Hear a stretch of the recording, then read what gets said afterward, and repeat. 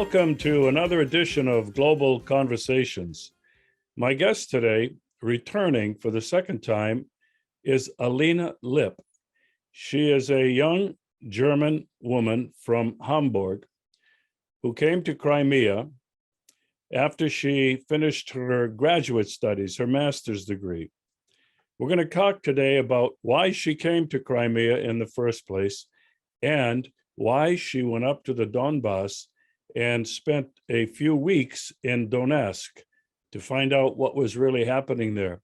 Alina, welcome back to the show. Thank you very much. Hello, everyone.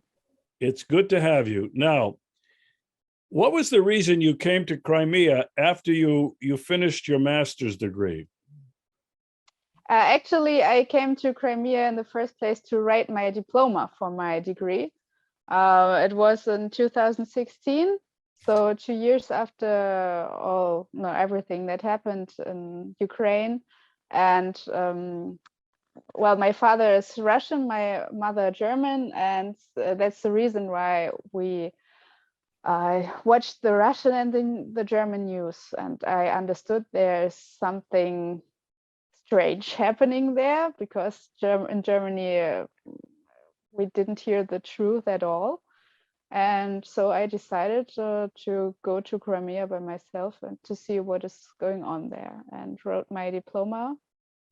After I finished studies, my father moved to Crimea, and that's the reason why I came here regularly in the past years.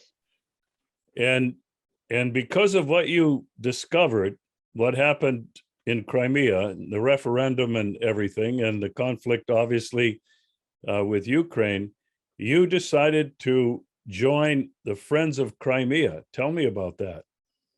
Yes, the Friends of Crimea is a wonderful, a wonderful thing at all. It's there are so many great people from all over the world who, as me, understood that in their countries they don't hear much of the truth of what is really going on in Crimea or in Ukraine. And so they founded this Friends of Crimea Association. It's in more than 30 different countries.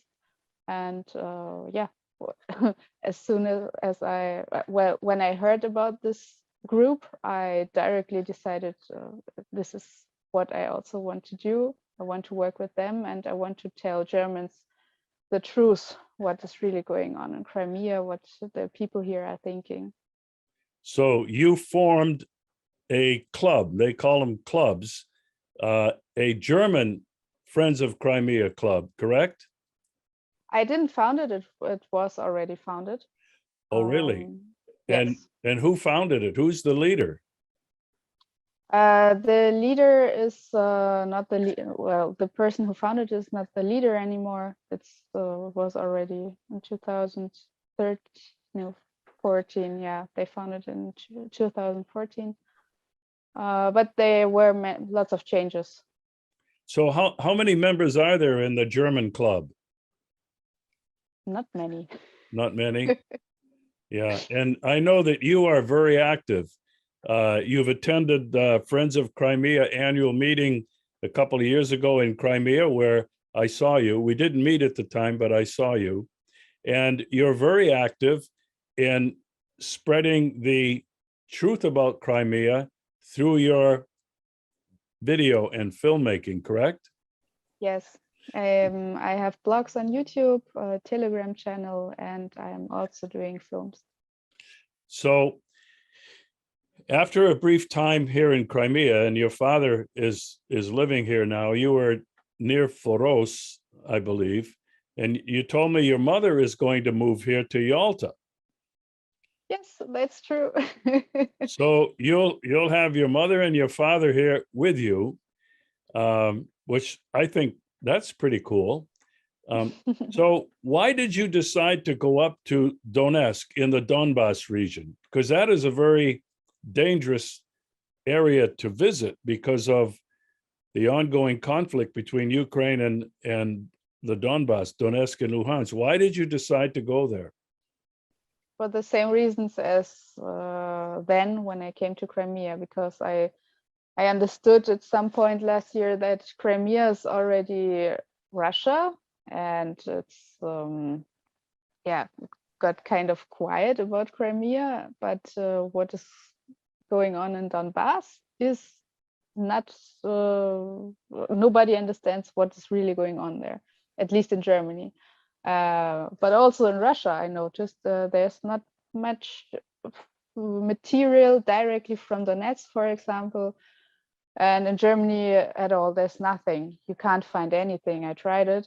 And the only information we have is from the other side, so from Ukrainian side.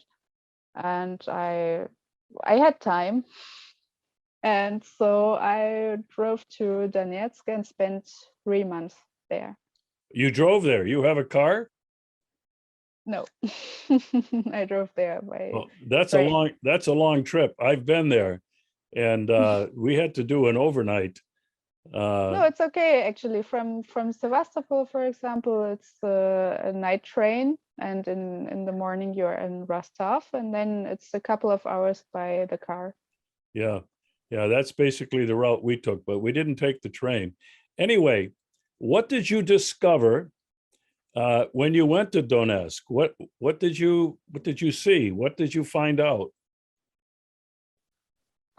At first, I thought it's a very normal daily life they have there, because everything is working, everything. So there are restaurants, cafes, magazines, or shops, and healthy people who also have money. Not all of them, of course, but it was a normal Eastern city, I would say.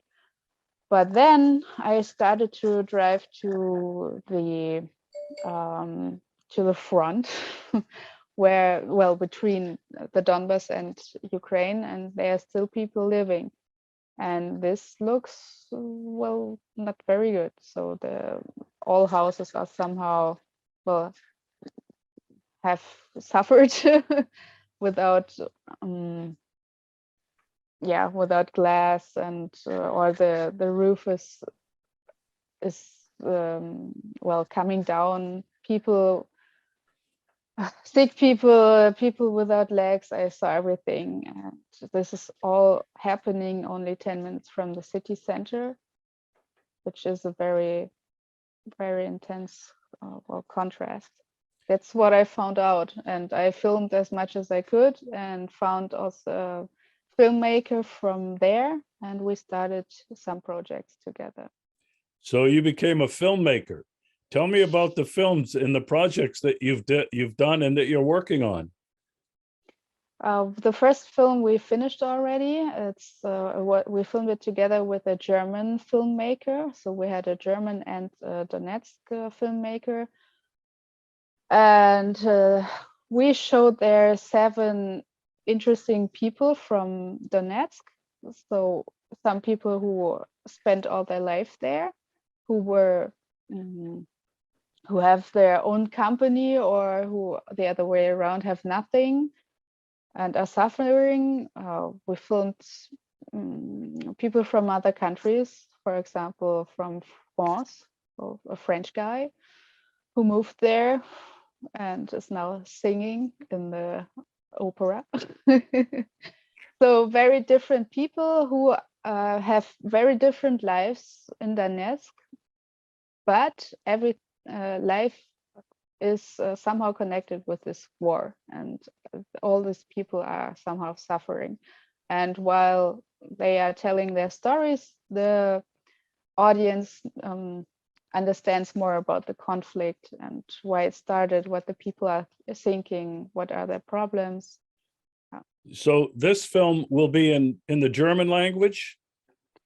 It will be in the German and in the Russian language, and I hope also in English. Oh boy, I hope so. Does it have a title yet? Does it have a name?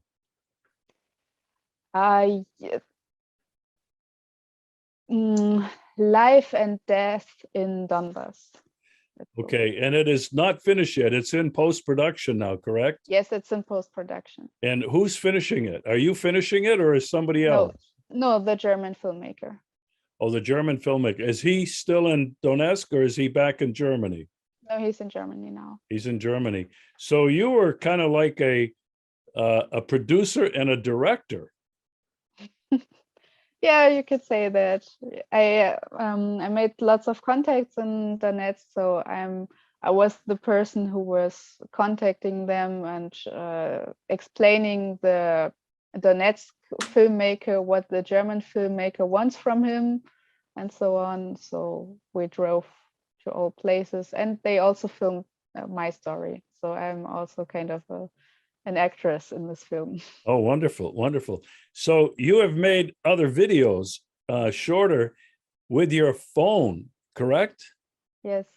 Well, tell me about that. What other videos have you done? Were they in German for a German audience? And tell me about that telephone of yours.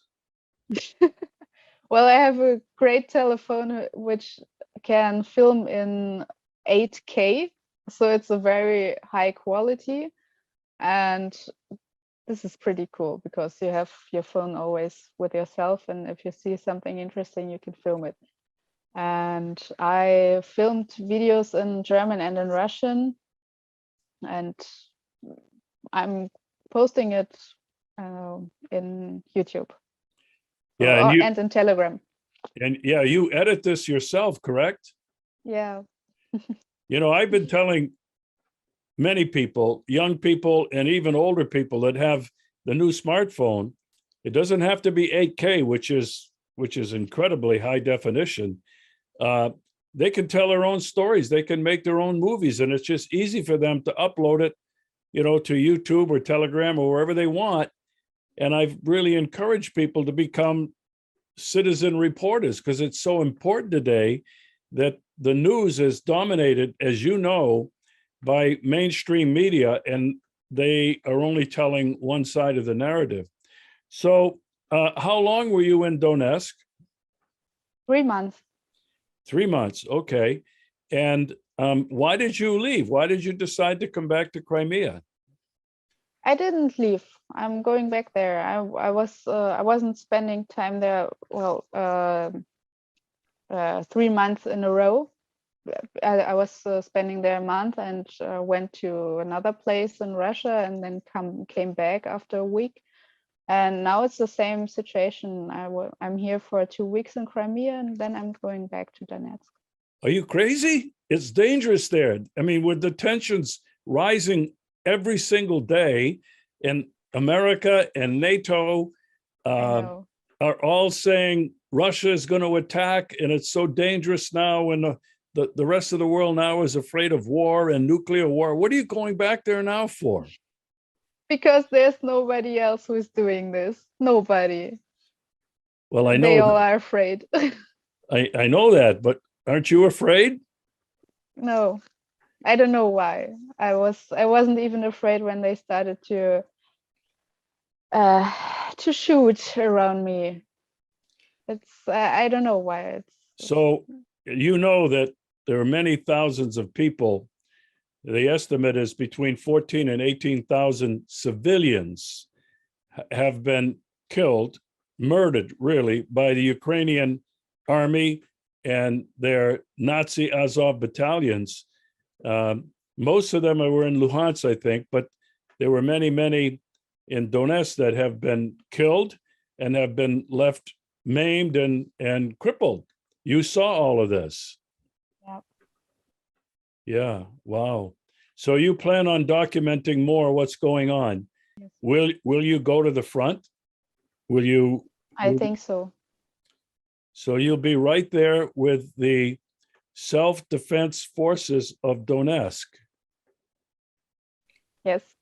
And I think it's important to clarify that they are not separatist. They are not terrorist. These are all people, mostly from Donetsk and Luhansk, who joined in 2014 to protect their cities and protect their people. So I always refer to them as self-defense forces. because I was there as well for a total of a month. I made several videos, and I made one of our friend Russell Texas Bentley, who you met and became very friendly with. So it's an important story to tell, and I'm glad that you'll go there again, but I'm kind of worried for you. Well, Texas Bentley will protect me. I hope so. Yeah. By the way, he was also a member of our film. He was in the film. I remember you telling me that. So, in your opinion, because the United States and NATO and many other countries are claiming that Russia is the aggressor. In your opinion, who is the aggressor? Well, it's the Western side, of course. Of course. Russia, there's no reason why Russia should start a war. No reason at all. No. So when you say the Western side, do you mean Ukraine?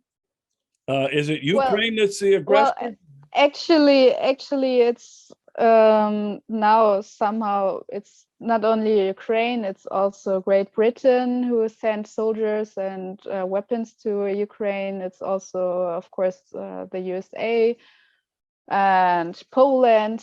All of them are somehow now more than connected to this war, and the news is, I don't know what's happening. It's they are writing only about this. There's a war coming and there's evacuation now, and Russia is going to attack. It's so sorry. It's stupid. It's so stupid. Well, and by the way, most of the people in the West don't know that the Donbass soldiers are never the ones who shoot first. It's always the Ukrainian side. Yeah, and there was a ceasefire recently that was agreed to, that the Ukrainian side, the Ukrainian army, and these Nazi Azov right sector battalions are always the one, and almost on a daily basis, who violate the ceasefire with heavy artillery, with sniper fires. They're continuing to kill, snipers are continuing to kill innocent people. So it's important that people know that, and I'm really happy in a sense that you're going back and you'll be able to document what is currently happening and get that out to the world.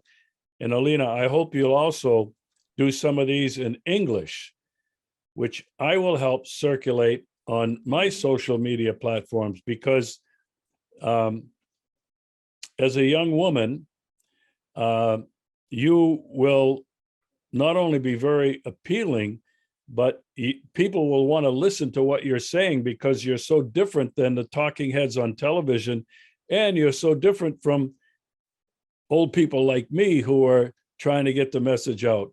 So I hope you'll do them. Well, you speak Russian, don't you? Yes. Yeah, your Russian is really pretty good. So I hope you can have time to do them in German, in English, and also Russian. Because Okay. you're in an incredibly important and powerful position, because as you said, you're the only one there doing this now. And people around the world need to hear the truth of what's happening. It can't be said enough. Are you do you have other films planned that you're going to make, or are you just going to do reporting from Donetsk? Actually, yeah, there will be my own film. We're already planning it together with this filmmaker in Donetsk. The film, well, the title will be something like Between Worlds. That's we want to show this contrast I was already talking about between the life at the front, the life of this normal people living near the front, and the life of the people in the city center. Yeah, good for you. Will you also go to the city and the district of the Republic of Luhansk? We thought about this, but it's not easy. It's because it's a whole other district and there's lots of, well, paper stuff and not very easy. So Not very easy. haven't decided yet. Are you going to decide to stay in Donetsk and live there? Or what are your plans for the future? So far, I'm living this life I lived for the last years. Sometimes I'm here, sometimes there. Yeah. So you're like a gypsy. No, I'm just lucky. I have family and friends everywhere. Wow, well, you're not just lucky, you're very brave and courageous. And so you'll stay there until you decide to come back to Crimea or go somewhere else. Yeah, actually, my mother is coming in a couple of months, so I, of course, have to spend some time with her here because she doesn't speak Russian. And yeah.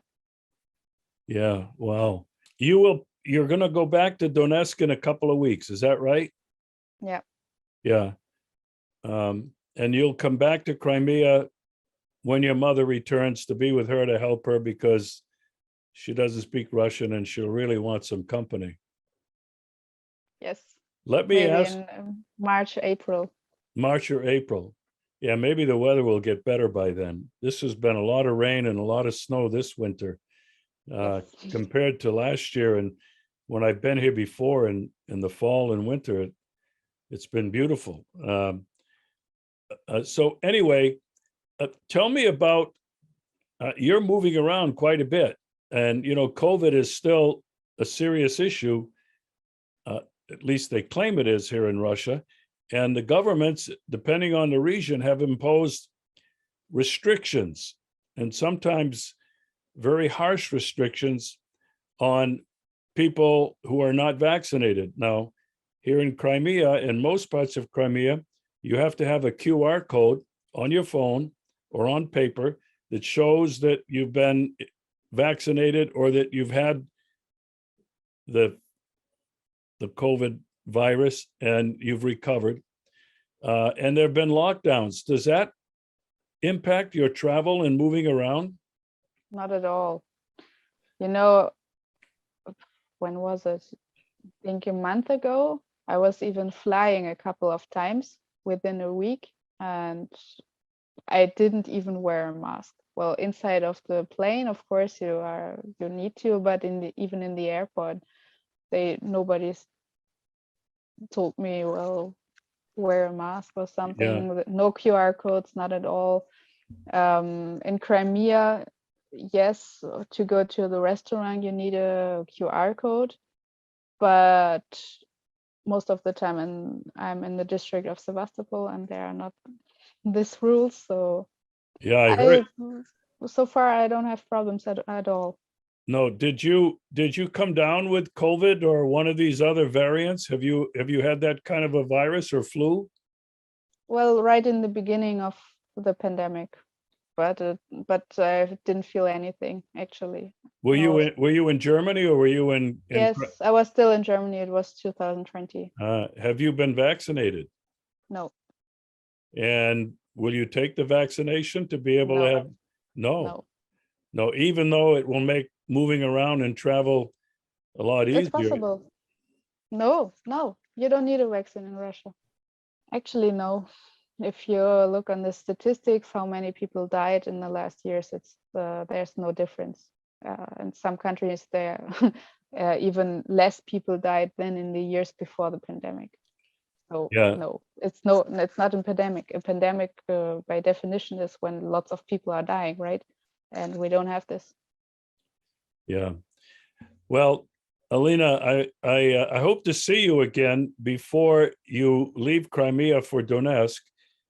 We had a wonderful visit. We met in person last week in Yalta, but because we didn't have QR codes, we couldn't go into a coffee shop or a restaurant. We had to have coffee right outside. Right outside a nice little coffee shop that we visit often. And we sat there in the cold for a couple of hours and had a wonderful visit. Yes. we had. I hope. Well, the next time you can come to Sevastopol and we can go here. Well, I want to thank you so much for coming on the show. And I hope when you get up to Donetsk that we can do some more interviews, some more shows, and you can do some reporting for my show, and we'll have a much larger audience. So let's do that. Good luck to you, and I hope we can see you again before you leave. Yeah, me too. All right. Thank you. Bye.